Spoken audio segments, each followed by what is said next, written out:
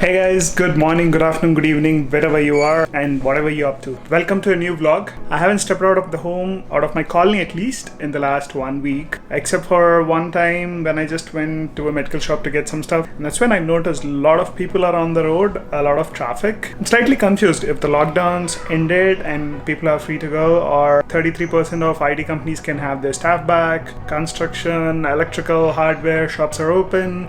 But we still keep getting like 10 or 11 new cases in Hyderabad every day. I'm not sure if this move is too early. I hope it ends soon. I think 14th is when the next review is in Hyderabad. At least by the time I hope we don't add any new cases for at least 4-5 days. Anyway, let's get to the topic of the day. I want to talk to you about 5 things that I hate, probably not hate, don't like about the BMW F850 GS. Let's go and see what they are. So this is the scene outside my colony. A lot more vehicles than there should be on a Saturday. Hospital, I can understand. Is there so much of construction, electrical, hardware activity happening in Hyderabad like now on a Saturday? There are a few traffic police, but the reason I am coming out is just to show you this. Not the safest thing to do, but you see those barricades? That's the end point where you can usually go before, but now I see a lot more vehicles. This is the scenario outside a bar, a wine shop. Decent lines, people maintaining distance. Anyway, let's get to the topic of the day, guys. One, the front suspension dive, or the travel in the front suspension. Look at that.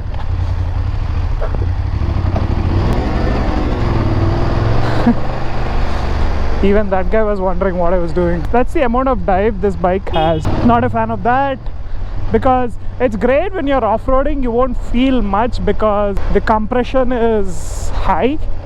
So I'm talking about the suspension terminology, which I'll get back at the end of this video. There are 3 things to keep in mind: preload, compression, and rebound damping. So these are things that make or break what a good suspension is.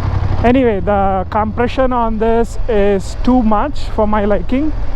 It's great in off-road conditions, but not that great when you're on the road or touring, because there's so much of dive. Even slight braking can give you that dive. Let's try to make a turn here.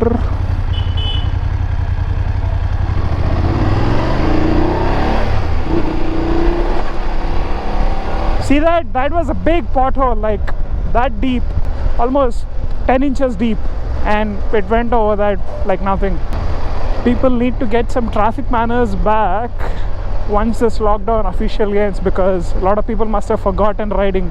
Okay, there seems to be some off-road conditions here. Let's test it out. There's an off-road bike at the end of the day.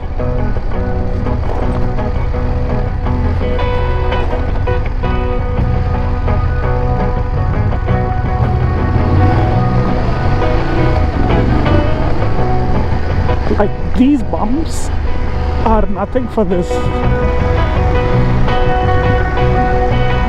Because of the travel that I was talking about, you can easily go over these bumps and feel nothing.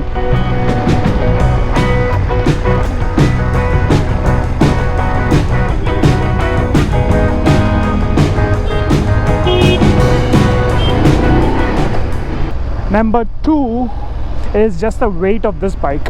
Yeah, so most BMWs weigh more than they should ideally be, and in that sense I think this weighs roughly 229 kilos, including all the fuels and oils, and add these protection bars which could weigh at least 10 kilos. That's almost going 239 kilos, and that's one reason why my injury was much more severe than it would have been if it was a lesser weighing bike. I'm coming to that point where there used to be a checkpost here. The reason I know some of these checkposts is because I keep watching Google Maps, where there would be red indicators wherever these barricades are, but not anymore. So number 2 is the weight of this bike. You won't feel much of the weight when you're riding, and center of gravity is decently good. The balance of this bike is pretty good when you're riding, and when you can balance it right at its gravity point, it's quite good. Otherwise, when it's leaning, you can actually feel the weight of this bike.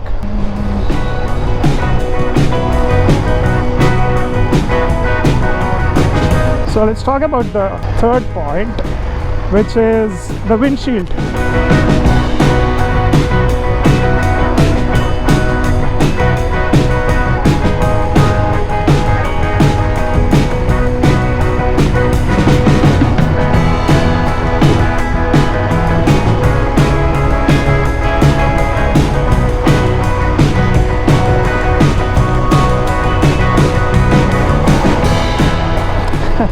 Before I could talk about the windshield, I was just enjoying that off-road stretch because I could feel nothing on this bike while I was standing.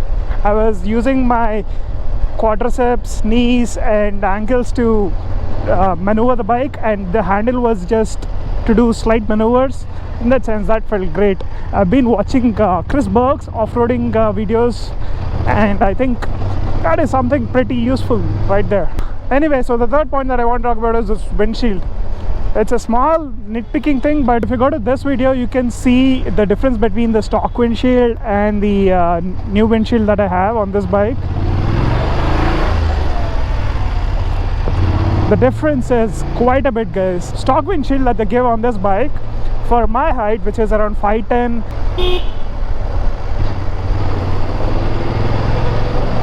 is actually good when you're doing speeds under 60. Ooh, oh man, that's so cute. So the stock windshield works great in slower speeds and off-road conditions and in city because you can see much more in front of you, even though ideally you're supposed to look ahead of you and not in front of you.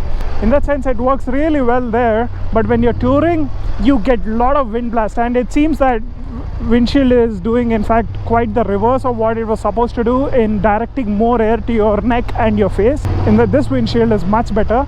This doesn't solve the problem entirely, but for my height, I think this is a good balance between having a clear vision ahead of you and wind deflection.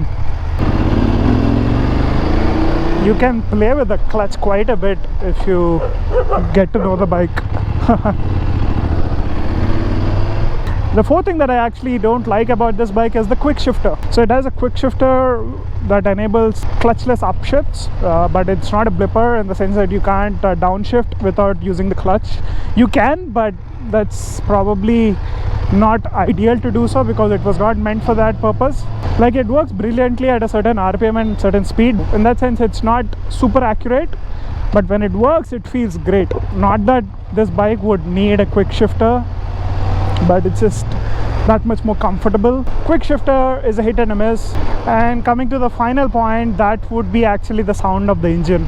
I'm not a fan of the engine noise. The exhaust is okay, but I've listened to how this bike would sound after 20,000 kilometers on Chaitanya's bike, and not a big fan of it, guys, not at all.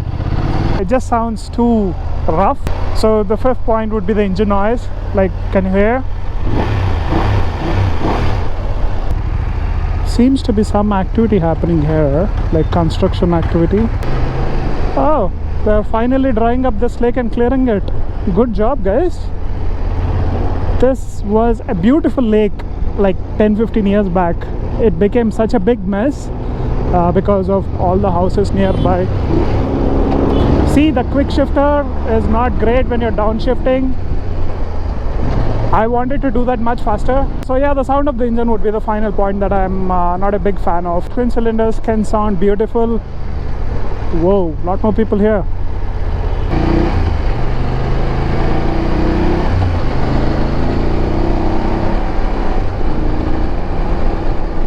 That's it for this section about the 5 things that I don't like about this bike. There are a few other smaller details, but that's probably nitpicking. So there are a lot more good points that I like about this bike, which I'll address in a later video. Stay tuned for that. For now, I'm just gonna do a quick U-turn at the next junction and head back home. So see you guys later at home. Oh man, mind the hair and the sweat. I just took a nice cool shower, but I'm already sweating. So as you saw, it's 40 degrees out there, but feels like 46 degrees, man, like peak summer. It was just a 20-30 minute ride, but I felt the brunt of it. Anyway, gonna relax for a while, have some lunch, and catch you guys after that, okay? See you soon. A few moments later. I hope you enjoyed that short video about the 5 things that I didn't like about my bike. Enjoy in the sense that it was useful if you are in the market to buy an ADV in the future, especially the BMW F850 GS. Those are just the points that I didn't like about the 850 GS. They can be improved with some aftermarket accessories and few tweaks here and there, which is something I might do maybe a few years down the line. One thing that I mentioned earlier in the video about the technical terms about suspension that I think are important to know for any rider are the preload, compression damping, and rebound damping. These are three key terms that you need to learn to know more and understand your bike better. So preload is an easy term to understand. Let's assume your suspension has a travel range between 0, in the sense that that's the lowest point and the highest is 150 mm. This is the suspension travel. Let's say there is a pillion or some luggage on your bike besides you. You might want to increase the preload so that it doesn't bottom out.